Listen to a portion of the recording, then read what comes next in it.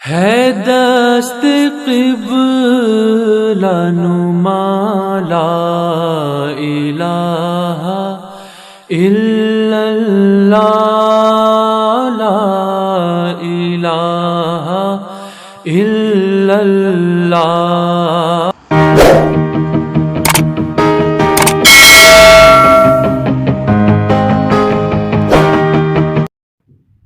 اعوذ باللہ من الشیطان الرجیم، بسم اللہ الرحمن الرحیم۔ ناظرین کرام، السلام علیکم ورحمۃ اللہ وبرکاتہ۔ ناظرین، اللہ تعالیٰ قرآن پاک میں فرماتا ہے، اور اسی طرح ہم ہر نبی کے لیے مجرموں میں سے دشمن بنا دیتے ہیں، اور بہت کافی ہے تیرا رب بطور ہادی اور بطور مددگار۔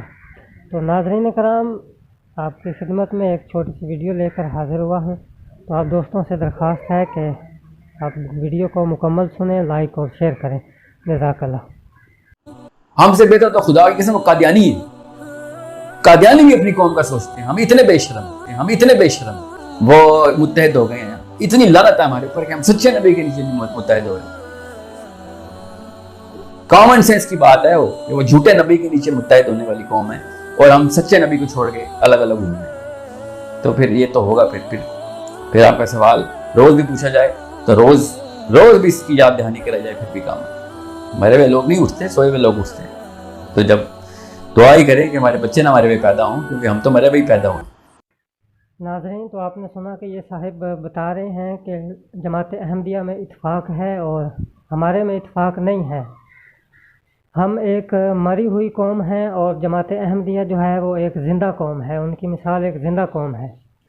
تو اسی طرح اللہ تعالیٰ قرآن پاک میں فرماتا ہے، اے وہ لوگوں جو ایمان لائے ہو، اللہ اور رسول کے آواز پر لبیک کہا کرو جب وہ تمہیں بلائے، تاکہ وہ تمہیں زندہ کرے، اور جان لو کہ اللہ انسان اور اس کے دل کے درمیان حائل ہوتا ہے، اور یہ بھی کہ تم اس کی طرف اکٹھے کیے جاؤ گے۔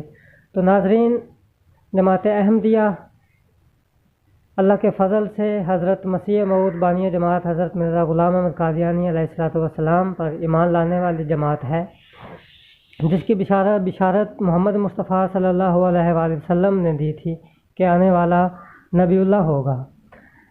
تو ہم لبیک کہنے والے ہیں، اللہ اور اس رسول پر ایمان لانے والے ہیں، اور جو اللہ اور اس کے رسولوں پر ایمان لاتا ہے وہ ایک زندہ قوم ہوتی ہے۔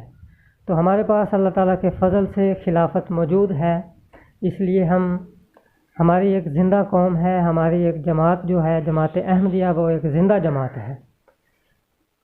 تو ناظرین کرام، آپ لوگوں کو بھی سوچنا چاہیے کہ قرآن پاک پر عمل کریں، اور جو اللہ تعالیٰ نبی اور رسول مبعوث کرتا ہے اس کا مطلب بھی یہی ہوتا ہے کہ جو ایک مردہ قوم ہے، جو ایک روحانیت طور پر مردہ قوم کہلانے والی ہوتی ہے، اس کو زندہ کرے۔